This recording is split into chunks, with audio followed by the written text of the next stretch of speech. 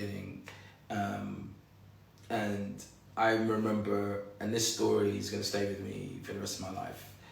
I remember shooting the ending to this movie, and because I had it in my head, it was a vision that I was really adamant about, and really, yeah, I'm sure this is the ending I want.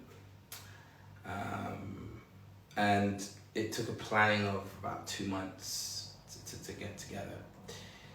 And once I initially shot this ending, it wasn't until I was looking through, the footage and putting it together, all the, the ideas that I was, in my head,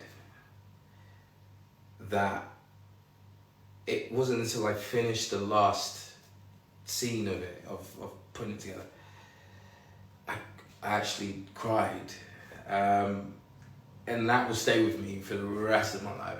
It was so beautiful, I felt, in terms of an ending, because endings are weird, and I think you can either lose an audience member, not to say that because none of you obviously have seen it yet, but for me, I think an ending is very, very important as much as the beginning of a movie. And when I made this ending, I cried, because I was like, wow.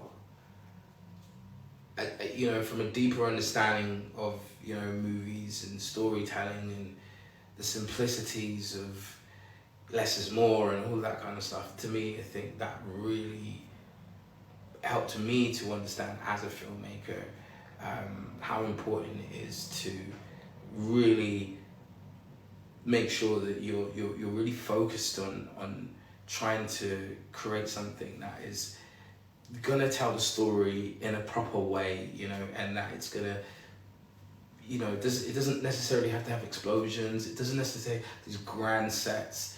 It's just the within performance. For me, that's what I gear towards a lot of the time. And it was a very surreal moment for me to be able to demonstrate